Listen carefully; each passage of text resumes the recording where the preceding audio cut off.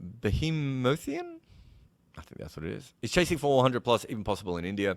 I think the best chase is the Sehwag Tendulkar one, right? After the Mumbai terror attacks. What was that? 370, 380, the way cricket is played. Yeah, on a flat pitch, it's fine. If you're going to chase over 400 in India, I would suggest not starting with a run out. I think that's a poor way to start. I asked Gareth Batty what's the worst run out when you're on whatever it was, 80 or 90 odd the Gill was on, you're in the third innings, you're racing towards a declaration, and the night watcher runs you out because he gets confused? Or is it worse to be chasing 500 and to run yourself out? He went with the 500 one, but geez, he had to think about it a long time. Two really interestingly dark runouts there. But I thought India looked more lively.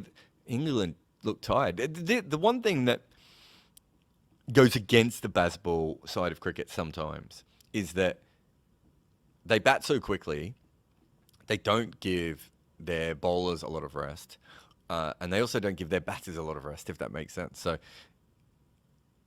if they make 400, they're going to make 400 in a day, or slightly more than a day, or slightly less than a day, right? And it means that if the other team does make runs, their bowlers and their batters are going to have to put in shifts, which means that if they are massively behind, there is the psychological scoreboard pressure. There is the fact that the pitch was always going to deteriorate. It never got massive, but it was harder to play towards the end. I think that's probably fair to say. And then there's the we're buggered. And if you look at a lot of the England success, because the game has been moving so quickly, they've quite often been doing chases sort of early on the fourth day. In order to win this, they're going to have to stretch it all the way out to the end of the fifth day regardless. So there's a few different things. And the other thing I want to point out is in every one of those other big chases that they've done, which none have been anywhere near this level, but in all those other big chases that they've done, the other teams usually bottled the third innings.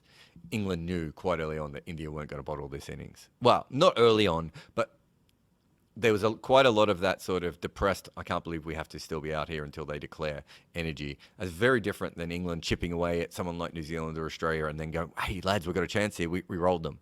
Very different energies, different vibes. It's all about the vibes.